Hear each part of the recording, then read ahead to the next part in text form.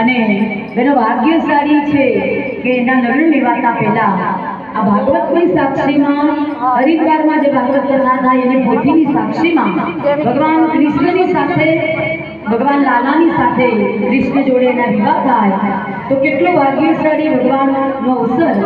તો દરેકને વિનંતી મારા બંને તુલસીના માતા પિતા ભરતભાઈ બંને વેવાઈને કે પૂજા માટે 5 મિનિટ ત્યાં બેસજો સજોડે ભગવાનની પૂજા કરવા માટે।